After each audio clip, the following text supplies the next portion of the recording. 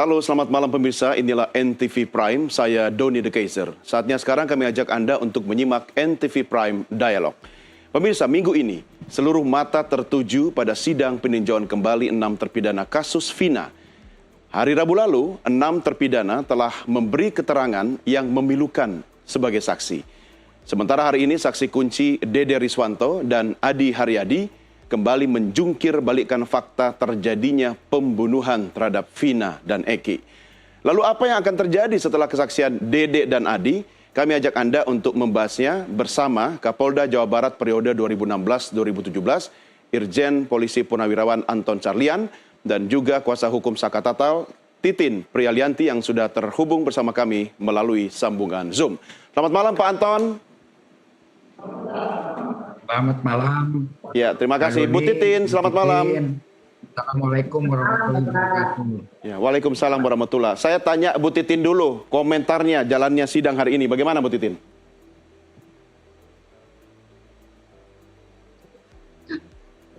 Buat saya, saksian Dede itu luar biasa. Karena di sidang 2016 memang saya yang hadir. Saya meyakini betul ini tidak ada peristiwa pembunuhan dan pemerkosaan. Saya meyakini betul ini adalah sebuah kecelakaan lalu lintas. Cuman apapun yang saya lakukan saat itu memang tidak pernah ada artinya. Kesaksian Dede dan Aep yang mencurikan 2016 yang hanya lewat BAP dan tidak pernah dihadirkan di persidangan. Di persidangan sebetulnya mempersulit saya waktu itu melakukan pembelaan. Dan ketika hari ini Dede bersaksi kemudian menyatakan bahwa peristiwa itu tidak pernah terjadi. Ya, tidak cepat itu.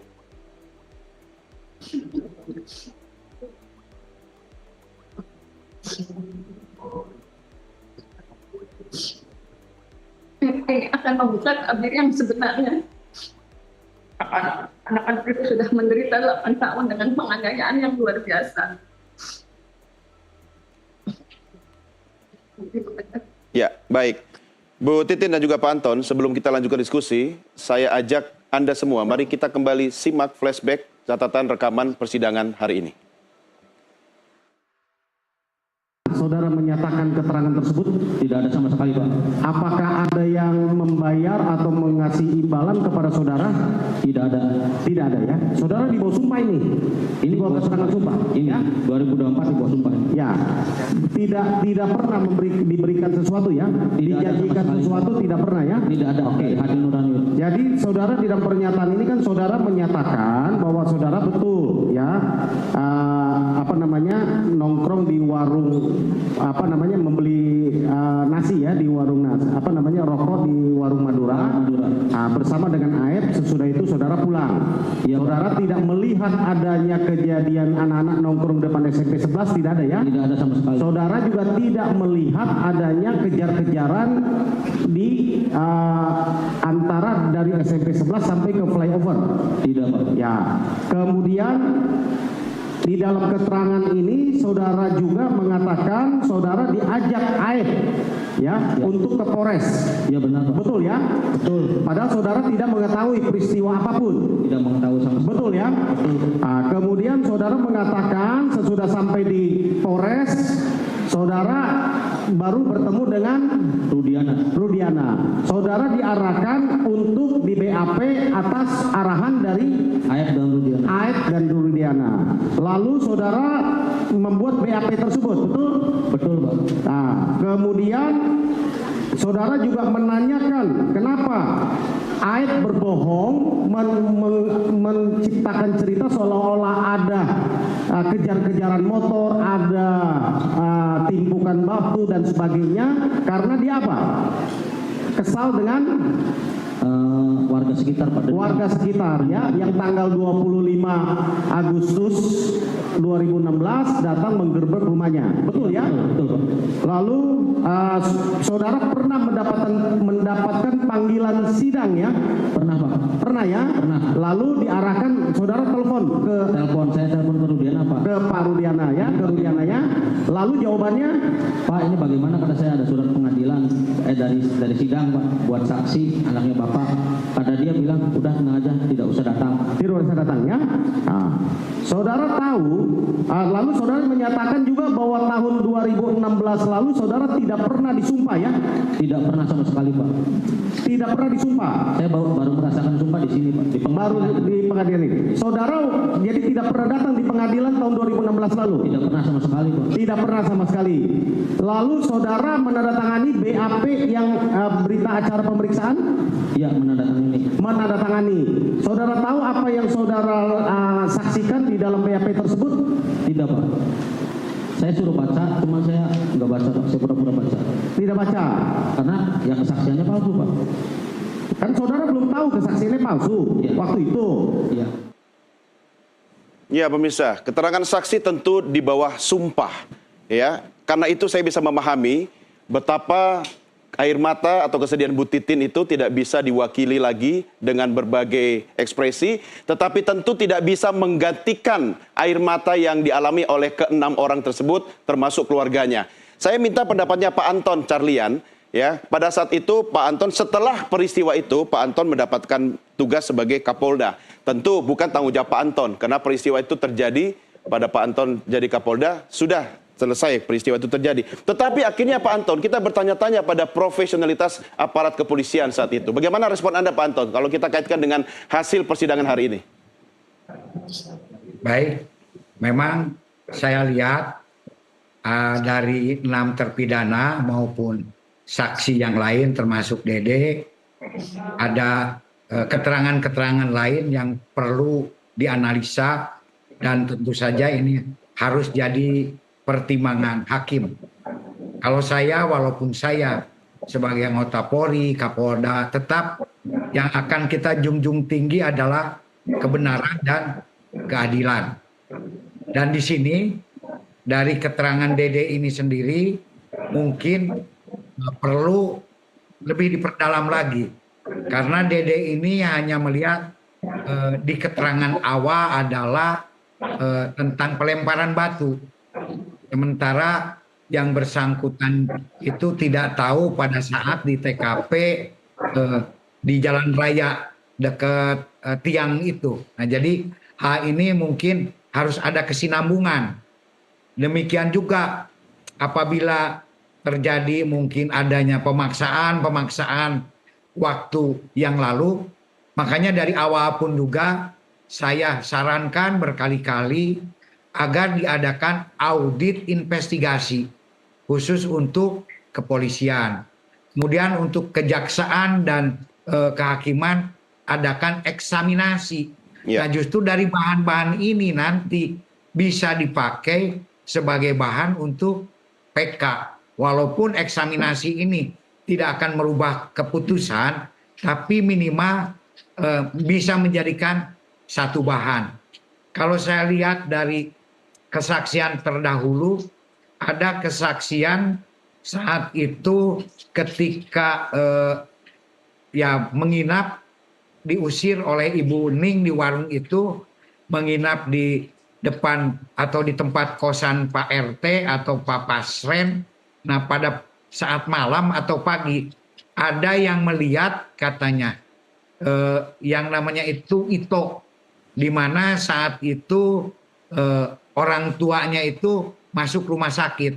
Justru di sini keterangan saksi itu ya sudah berbanding terbalik dengan yang dulu. Namun kalau menurut saya masih ada satu kelemahan. Kelemahannya itu apa? Alibi. Nah, kapan itu terjadi?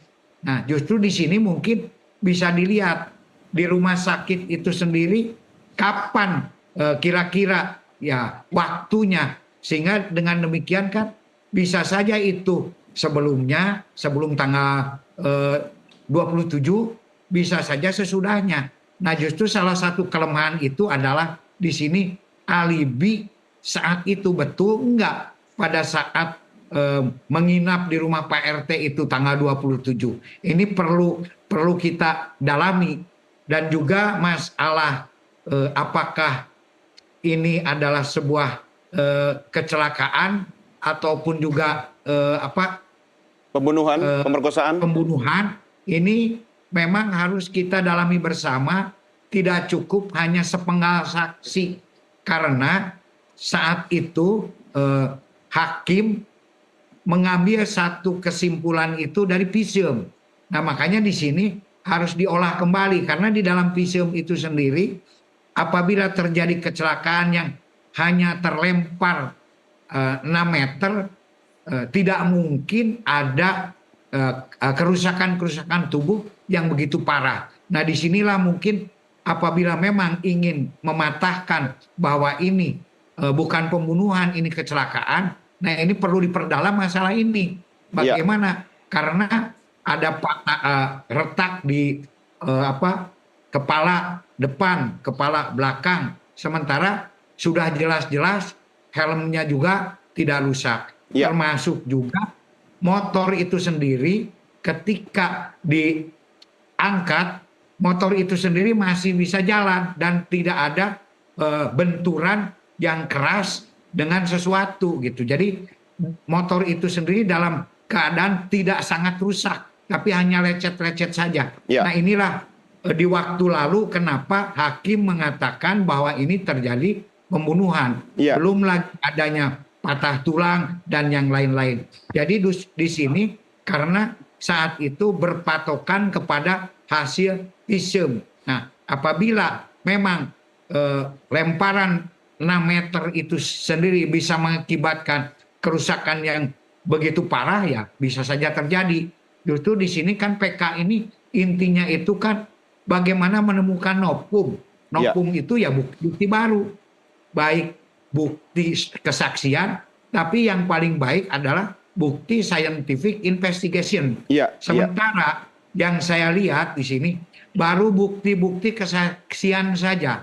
Di dalam alibi pun juga belum ada ya satu alibi yang bisa memastikan bahwa para saksi itu betul-betul saat itu tanggal 27. Ini perlu dipertajam, ini perlu diperdalam apabila memang ingin PK ini sendiri bisa berhasil. Tetapi apabila di dalam alibi itu sendiri tidak bisa membuktikan, ini akan sulit. Karena kita ketahui bersama bahwa pengadilan hakim ini kan ada 3. Satu yang berdasarkan alat-alat bukti, 2 keyakinan hakim, dan ketiga alat bukti dan keyakinan hakim. Di sini pun juga alat bukti tidak bisa sepotong-sepotong.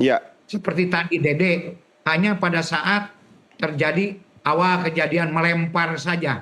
Nah, bagaimana di TKP-nya, baik di TKP jalan raya maupun di TKP yang dianggap saat itu sebagai TKP penyiksaan di belakang SMP 11. Ini pun juga harus bisa dipatahkan. Baik, Pak Anton, kita sepakat bahwa semua harus dibuktikan di persidangan ini ya, novumnya. Tetapi tentunya saya juga yakin bahwa Bu Titin juga punya keyakinan yang kuat tentang bahwa ini jelas adalah kecelakaan. Saya mau tanya dari perspektifnya Bu Titin sendiri. Ya, dari mana keyakinan Anda, Bu Titin? Sementara kalau kita kaitkan dengan statementnya Pak Anton tadi, Bu Titin sendiri sangat meyakini bahwa ini jelas kecelakaan. Tentu harus bisa dibuktikan. Bu Titin? Dari pertama saya komunikasi di media, saya yang hadir di persidangan 2016. Kalau dari tuntutan itu meninggal karena tusukan di dada dan perut. Pada kenyataannya tidak pernah ada tusukan di dada dan perut. Kalau bicara, Dede kan tadi sudah mencabut kalau dia tidak pernah berada di tanggal 27 dan melihat kejar-kejaran itu yang dicabut. Apapun argumen oleh unsur kepolisian, apakah misalnya yang aktif atau yang sudah pensiun, saya sih menyikapinya ada 8 orang yang tidak bersalah dan 7 diantaranya seumur hidup. Kalau bicara seperti itu saya juga sudah banyak cerita, sudah banyak memaparkan berdasarkan fakta persidangan maupun sekarang banyaknya bukti baru. Kalau dari Polri sendiri bersikukuh seperti itu dengan mengorbankan 7 terpidana seumur hidup, saya juga ngeri. Karena saya paham betul mereka memang tidak pernah melakukan perbuatan yang dituduhkan. Saya paham betul, saya yakin betul itu adalah kecelakaan. Kemarin saya kebetulan saya menemukan saksi yang juga menyatakan dia melihat itu kecelakaan. Saksi siapa ini, Bu? Saksi siapa ini yang Ibu temukan? Saksi baru? Saksi baru namanya Nazruddin. Dia melihat Sebelumnya kejadian itu? Ya, dia melihat kejadian itu. Dan ternyata walaupun saya tidak memberikan gambaran apa peristiwanya, dia melihat kejadian itu dan sempat dia memaparkan suasananya, hujan mulai rintik-rintik, kemudian dia berjalan di situ karena dia pekerjaannya menambal bola. Nah, ketika naik ke atas flyover Talun itu, dia melihat ada seseorang yang duduk di bantalan flyover dan dia menduga itu begal. Nah, karena dia takut, dia berhenti sebentar.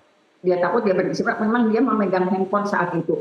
Nah, ketika sedang berhenti, dia melihat ada motor zigzag. Kenapa pandangan dia ke depan? Karena dia takut yang duduk di situ adalah begal. Dia melihat motor itu zigzag, kemudian zigzagnya dia gambarkan lebih jelas. Zigzagnya itu ngambil satu badan jalan penuh. Dari ke kiri, ke kanan, ke kiri, ke kanan. Kemudian dia jumping dan dia menyatakan yang menabrak itu bukan motornya, badan pengemudinya terlempar, tapi bagian depannya, dia bisa ceritakan itu bagian depannya. Kemudian melihat kejadian itu dia berlari, tapi dia memang memegang handphone dia memotret sekelilingnya. Handphone itulah yang sebetulnya itu handphone tahun 2016, saya sangat berharap handphone itu bisa dibuka.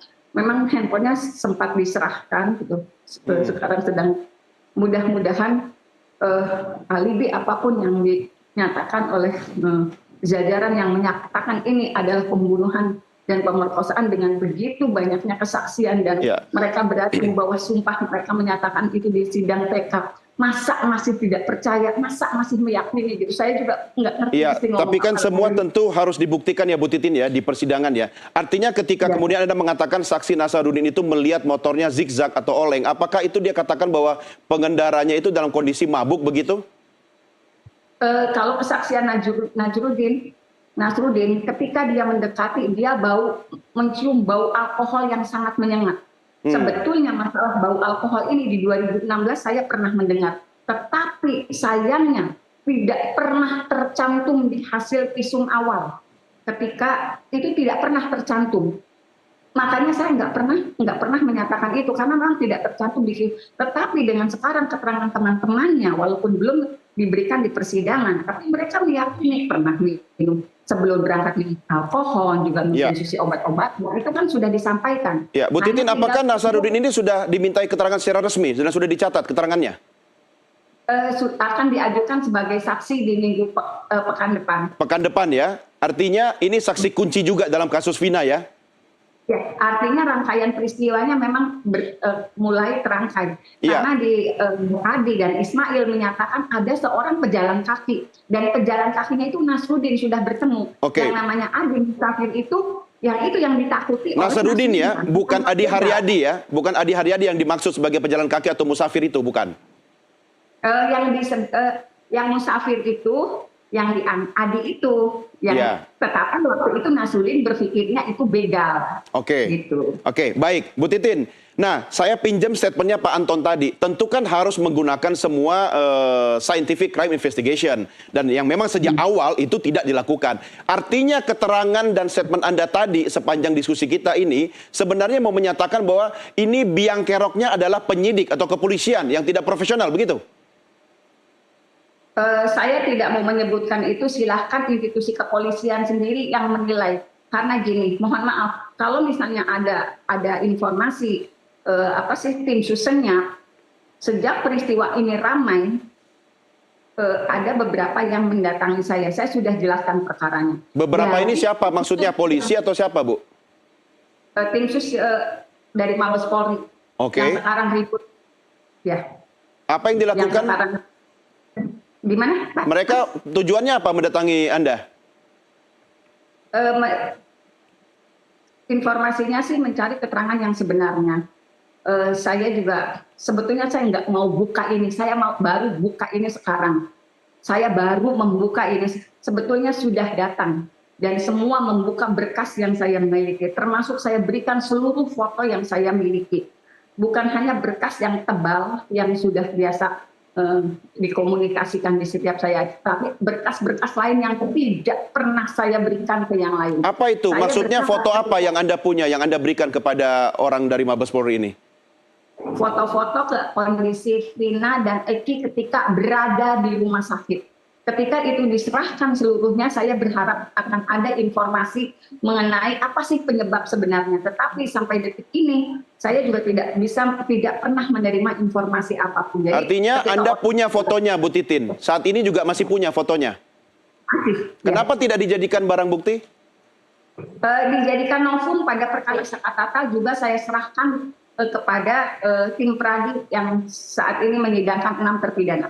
Oke, baik. Pertanyaan saya, ketika tim dari Mabes Polri itu mendatangi Anda dalam rangka duduk minta keterangan, diskusi, atau dalam tanda petik ada sedikit intimidasi?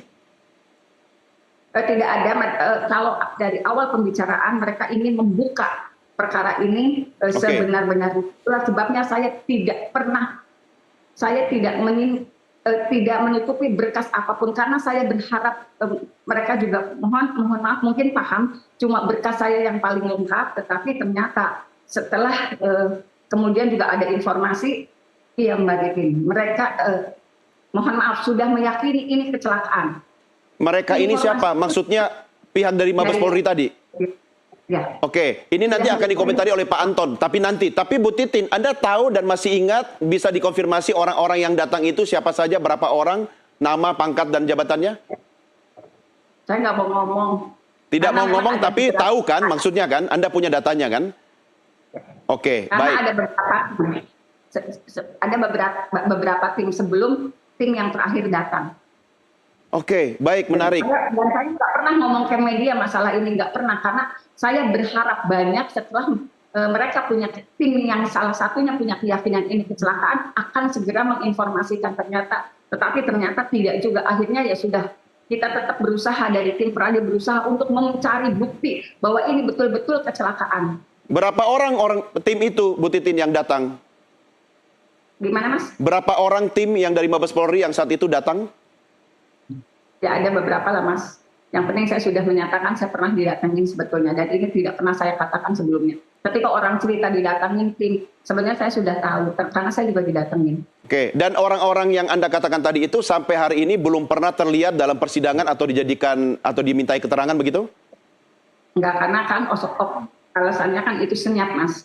Saya juga, dan ternyata memang sampai sekarang juga tetap senyap. Informasinya seperti apa. Oke, baik. Tahan di sini dulu, Bu Titin. Saya akan minta komentar Pak Anton, tapi nanti setelah rehat berikut ini, pemirsa, kami segera kembali sesaat lagi. Tetap bersama kami di NTV Prime Dialog.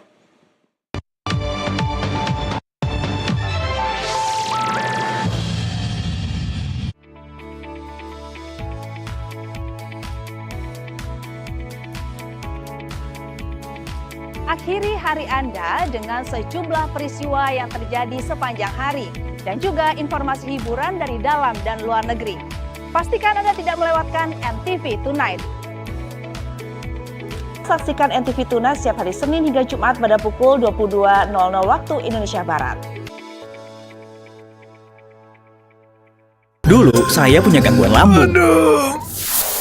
Sekarang ada SMA, diformulasi oleh Sido Muncul dengan bahan herbal, bantu meringankan gangguan lambung. Praktis diminum kapan aja. Minum SMA, herbalnya lambung. Rasa nggak sebagai orangnya presiden, Mbak? Tugas gubernur itu perpanjangan tangan pemerintah pusat. Jangan kita GR merasa jadi orangnya presiden. Presiden adalah simbol negara. Kita harus menjaga harkat martabat, marwah dan kewibawaan. Jawa Timur itu tiga-tiganya perempuan. Ya, tingkat penerimaan kiai luar biasa. Perbedaan itu tidak ada.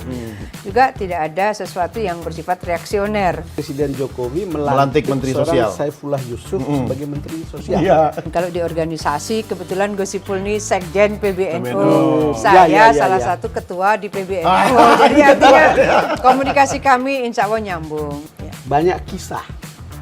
Begitu banyak bansos itu kan lewat Menteri Sosial Kofifa. Makanya saya tadi tanya. Kalau bansos kan ke KPM, keluarga penerima manfaat. Jadi masa kita terima bansos. Saksikan Doncast bersama Kofifa Indar Parawansa.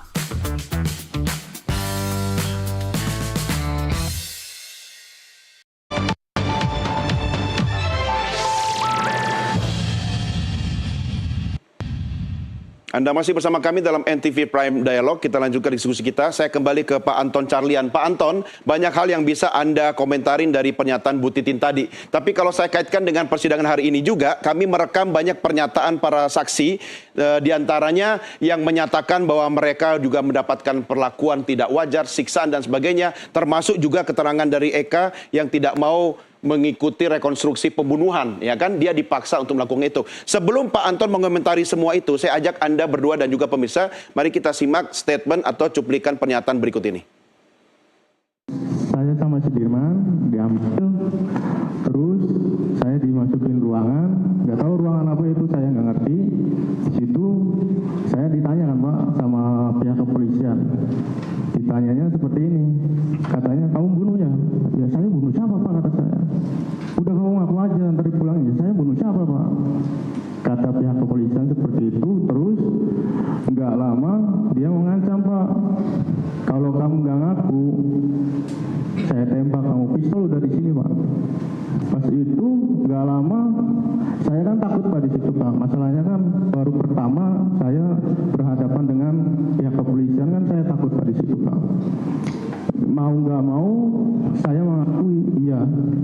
Terus kata pihak kepolisian pas saya ngomong iya, yang ngejar siapa? Si Eko, yang mukul siapa? Si Hadi. Barulah di situ loh Pak.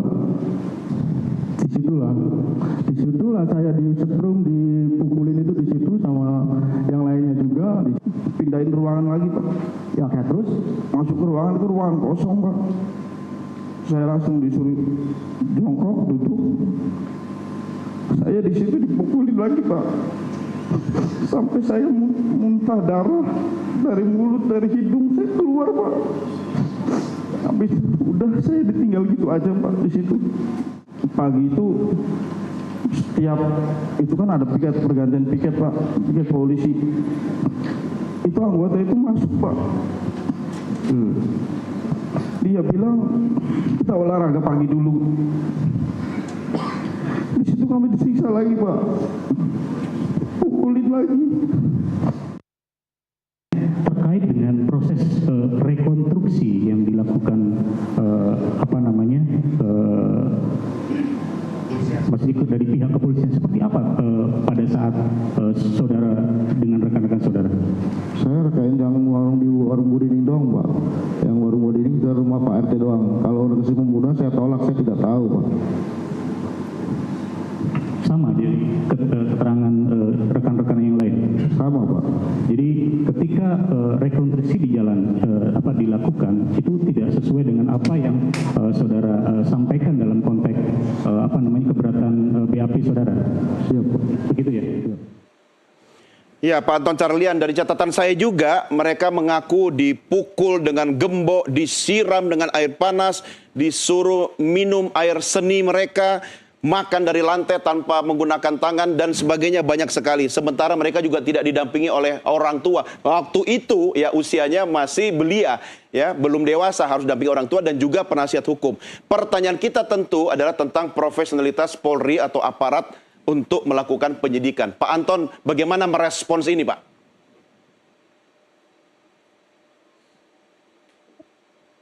Saya kira seandainya hal itu memang terjadi, saya sendiri sebagai pimpinan Polri, kalau saat itu memang ada laporan yang demikian, saya tidak akan mentolerir pemeriksaan-pemeriksaan yang memang tidak sesuai prosedur. Dan itu jelas kalau kenyataannya demikian harus ditindak. Dan kalau sekarang belum ada tindakan masih bisa dilaporkan. Karena ya saya juga cukup miris ya. Kok begitu gitu kan. Dan ini silahkan pengacara untuk melaporkannya ke Propam. Sehingga nanti bisa diusut siapa berbuat apa, sekalipun polisi tidak ke bawah hukum. tetap akan ditindak. Dan atas kejadian tersebut, apabila hal itu benar, saya walaupun sudah lewat, saya minta maaf kepada ya para terpidana, keluarganya, dan lain-lain. Betul-betul saya minta maaf. Tapi ini adalah bukan prosedur pemeriksaan yang memang sesuai dengan juknis tata cara pemeriksaan yang kami haruskan kepada para anggota yang menjunjung tinggi HAM, tidak boleh ada kekerasan, dan lain-lain. Memang di lapangan sering ada ketimpangan antara tujuan dan cara. Dan itu memang ya saya juga cukup miris apabila kejadian tersebut ada yang disetrum, ada yang dipukul, ditodong, dan lain-lain. Silakan usut oknum-oknum. Itu adalah oknum-oknum yang akan mencemarkan nama baik Polri. Polri pun juga tidak butuh orang-orang yang demikian. Kita butuh polisi yang baik. Polisi yang memang sesuai dengan prosedur. Pak Anton, kita apresiasi. Pak Anton, kita apresiasi permintaan maafnya Pak Anton. Tetapi kan saat itu Pak Anton bukan menjadi Kapolda. Pak Anton setelah itu baru jadi Kapolda. Cuma Pak Anton, orang-orang yang harus minta maaf sekarang ini bukan Pak Anton. Contoh, Kapolres saat itu Cirebon Kota 2016 itu sekarang masih aktif sebagai Kepala Bagian Program Anggaran Staf Kapolri bidang operasi bintang 1 sekarang. Ya, tanggal 7 Desember 2016 Kapolresnya di Cirebon Kota itu diganti oleh AKBP Vivit Agustiadi Bahtiar, anaknya mantan Kapolri Dai Bahtiar, ya kan? Dan Kapolri saat itu 2016 sampai 2019 adalah Jenderal Tito Karnavian. Nah, mereka-mereka ini kan banyak yang masih aktif, Pak. Bintangnya masih bersinar. Saya tanya kepada Pak Anton ya, naluri kepolisian Anda ketika mendengarkan semua keterangan-keterangan saksi, bagaimana seharusnya aparat polisi kemudian bersikap? Sementara 6 orang ini Pak sampai dibawa ke Mapolda ya, di kantornya Bapak di Bandung, diselamatkan agar nggak bonyok atau mati karena disiksa. Bagaimana Pak Anton merespon soal ini, Pak?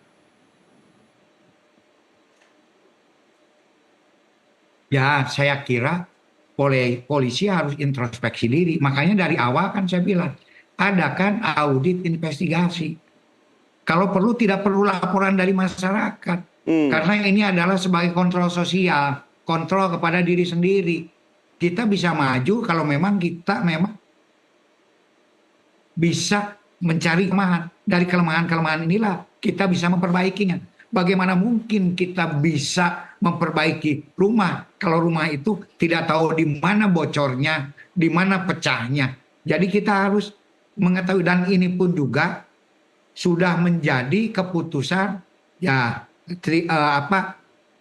tiga penegak hukum. Makanya jaksa, hakim juga sama-sama tidak boleh hanya satu pihak saja untuk juga melakukan introspeksi. Dan kalau memang hal ini terjadi, saya kira tidak ada salahnya kita meminta maaf atas kekeliruan-kekeliruan, karena polisi pun juga ya bukan super power atau super hebat. Pasti ada oknum-oknum di bawah yang justru akan mencemarkan nama baik. Dan tadi saya juga ingin menanggapi daripada Bu Titin, ya saya salut sekali Bu Titin sudah mendapatkan saksi, tapi tolong saksi itu diperkuat Bu. Ibu juga pasti lebih paham. Satu saksi bukan saksi, ulus testis, nulus testis. Jadi kalau satu mungkin kurang kuat. Nah, di tempat kejadian ini mungkin perlu ada 2, dan tolong alibinya juga betul-betul diperkuat. Betul enggak kejadian tersebut? Betul enggak terjadi pada kasus ya korban Pina dengan Eki tersebut? Ini harus betul-betul diperdalam dan dipertajam. Kedua, saya juga tetap masih menyoroti masalah apakah ini kecelakaan atau pembunuhan.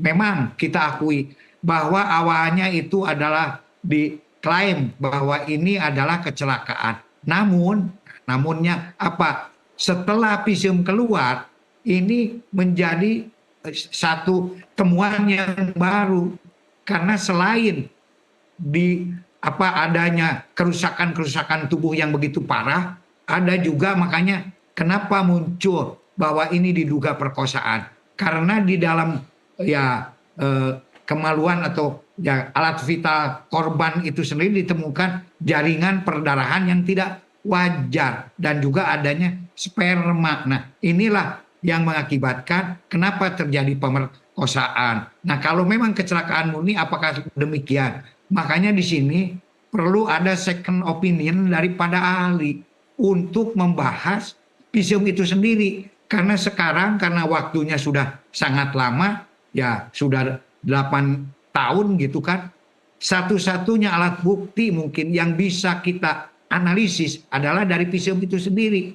Mari kita analisis visum ini berdasarkan para ahli dokter kehakiman, apakah dengan terjadinya visum yang demikian itu mungkin tidak ini sebuah kecelakaan. Kalau memang nanti para ahli mengatakan bahwa itu kecelakaan, ya sudah. Makanya di sini pun juga karena visum itu adalah bisa juga selain alat bukti surat juga dikuatkan oleh keterangan ahli. Makanya di sini pun juga yang bisa yaitu untuk mengimbanginya harus juga keterangan ahli. Tidak mungkin kurang kuat kalau hanya keterangan-keterangan menurut saya kira itu mungkin kurang kuat. Tapi akan lebih kuat lagi kalau memang ada second opinion dari ahli visum apakah memang hal tersebut kecelakaan atau pembunuhan.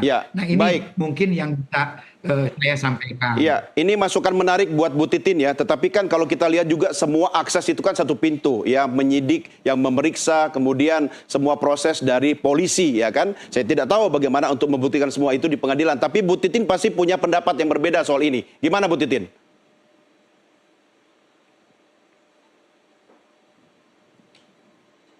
Sebetulnya mohon maaf, saya yang pegang berkas itu selalu di media itu selalu menyatakan hasil visum itu kerusakannya parah. Sebetulnya di hasil visum itu semua luka lecet. Jadi saya juga bingung kalau ada beberapa tokoh yang menyatakan parahnya luar biasa dan sebagainya. Bu Titin, maaf, yang Anda sampaikan tadi ini, yang Anda sampaikan Bu Titin, ini merupakan yang Anda baca dari hasil visum atau dari mana?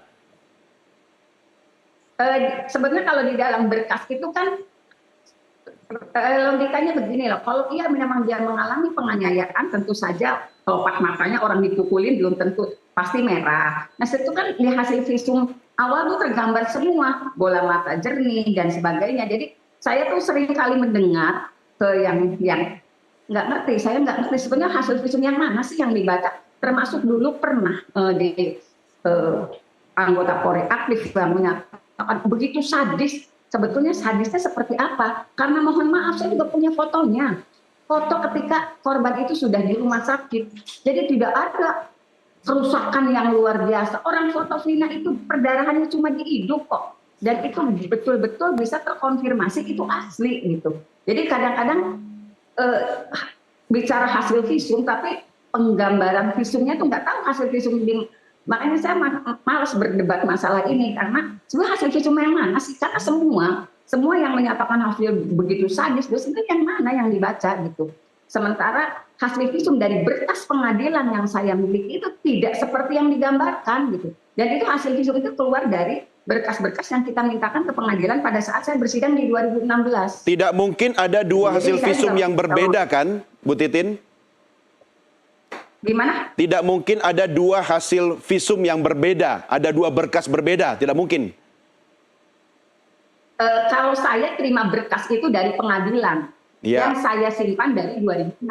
Makanya hasil visum mana yang oleh digambarkan oleh apakah itu misalnya kuasa hukumnya ini, hasil visum mana yang dibacakan gitu. Kadang-kadang saya juga bingung hasil visum apa yang dibacakan, yang katanya sadis, lukanya parah, ngeri, hasil visum mana yang dibacakan. Makanya agak bingung saya kalau ngomong soal hasil visum. Oke. Ya, mungkin silakan Pak. Saya tambahkan Pak Doni, memang saya juga membaca dari hasil visum yang hasil keputusan terakhir dari Mahkamah Agung. Hanya ada satu visum. Makanya itu harus dianalisis. Tidak bisa kalau menurut saya, karena kita bukan ahli kedokteran. Kita ini sedang mencari kebenaran. Tidak bisa. Ini menurut saya. Kita sedang mencari kebenaran, mencari alat bukti. Justru yang bisa mematahkan apakah dokternya saat itu mungkin membuat rekayasa visum, silakan. Nanti bisa dibuktikan. Kan bisa ditanya, ada 2 dokter. Dokter pemeriksaan visum luar dan dokter pemeriksaan visum dalam. Apakah dokter ini mengada-ngada bahwa ada patah tulang, ada retak di otak, di kepala depan, di kepala belakang. Ini kan masih ada, dokternya masih hidup, bisa ditanyakan. Dan kalau memang mereka yasa, mungkin bisa istilahnya bisa juga diadili atau dihukum. Nah di sini visum satu-satunya hanya visum menurut keterangan daripada yang terakhir dari Mahkamah Agung itu sendiri. Jadi tidak ada 2. Dan di sana memang terlihat bisa baca bersama. Dan ini perlu dibahas oleh para ahli. Saya sendiri tidak bisa. Nah, nanti para ahli menyatakan betul tidak ini visum, karena sekarang satu-satunya alat adalah dari hasil visum itu sendiri. Atau mau otopsi mau dibongkar lagi mayatnya, mengetahui tentang keretakan itu. Silakan saja kalau hal itu memang diperlukan dan memang masih bisa dalam kurun waktu 8 tahun ini, toh tulang-tulangnya masih ada gitu kan. Kalau memang tidak percaya. Nah di sini justru salah satu alat bukti yang ada ya dari hasil visum itu. Ya, baik. Ya mungkin kalau dari luar bisa saja itu tidak terlihat, tapi dari dalam kan bisa. Bahkan salah satu dari yang menyelamatkan pertama menemukan TKP itu sendiri, di sana itu darahnya itu banyak sekali. Nah ini pun juga kan perlu dikonfrontir juga. Dan kalau hanya satu saksi yang melihat zigzag, ini mungkin kurang kuat. Jadi perlu ada 2 saksi. Kalau memang ini untuk sebuah alat bukti. Karena kita ini sekarang bukan dengan menurut saya atau perasaan saya, tapi di sini mencari kebenaran dan keadilan berdasarkan alat-alat bukti yang sah menurut KUHP. Dan menurut KUHP harus demikian gitu. Kita tidak bisa menyatakan ini salah, ini benar kalau memang bukan keahliannya. Itu yang ingin saya sampaikan. Dan apabila memang nanti ahli itu menyatakan ini visum ini tidak rusak, ini adalah kecelakaan, harus kita terima dengan legowo. Nah, namun tidak bisa kita menyatakan bahwa ini adalah tidak parah. Kita tidak bisa menyimpulkan untuk saat ini sebelum ahlinya sendiri yang menyatakan second opinion untuk membahas, menganalisis visum itu sendiri. Baik, itu Pak Anton. Saya maksud. Ya, baik, Pak Anton. Anda benar, Bu Titin juga benar. Dan saya bukan hakim. Itu tugas nanti para pihak yang tersangkut dengan kasus ini untuk membuktikannya di pengadilan. Tetapi sebagai bagian akhir dari diskusi kita ini, saya akan minta pendapat Anda berdua. Cuma kalau ke Pak Anton, saya lebih ingin menyoroti memang sejak awal ini banyak hal yang menjadi tanda tanya. Karena para terpidana yang juga saksi ini sejak awal tidak mendapatkan pendampingan hukum. Sementara itu adalah wajib diberikan. Dan itu juga polisi melakukan tindakan pidana sebenarnya kepada mereka. Sekaligus closing statement Pak Anton nanti. Dan Bu Titin dulu. Ya, Bu Titin. Next, Anda sudah siap peluru? Apa langkah berikutnya sehingga kita tidak perlu berdebat panjang di media, tetapi Anda bisa bersuara di pengadilan nanti. Bu Titin. Pada bulan Agustus, tanggal 1 Agustus 2024, saya kan sudah tercantum di dalam kuasa terhadap 6 terpidana ini. Ya. Saya itu memohon kepada Pak Oto Hasibuan, Bapak bukan tanpa mengurangi rasa hormat, kelihatannya lebih baik saya dilepaskan dari kuasa yang ke-6. Saya lebih baik menjadi saksi. Karena apa, di 2016 bagaimana persidangan, bagaimana upaya saya untuk bisa mendampingi, waktu itu saya pegang 7 surat kuasa, itu bagaimana upaya saya bisa katakan ketika saya duduk sebagai saksi. Kalau saya duduk sebagai pengacara, sebagai pihak, apa yang bisa saya tanyakan kepada 7 terpidana itu? Karena mungkin dengan penganiayaan yang luar biasa, mereka juga lupa.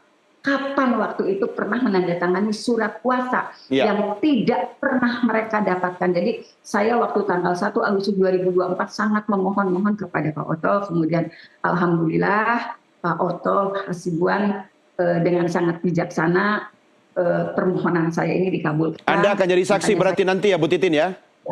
Oke. saya akan menjadi saksi di persidangan. Baik, kita akan terhadap tunggu. Kita akan dengarkan juga keterangan Anda nanti sebagai saksi. Silakan Pak Anton sekaligus closing statement Pak Anton sekaligus menjawab pertanyaan saya tadi. Saya kira ini dengan adanya PK ini merupakan upaya hukum yang sangat bagus, dan kalau memang ada tindakan-tindakan dari khususnya pihak kepolisian yang memang melanggar prosedur, mohon para pejabat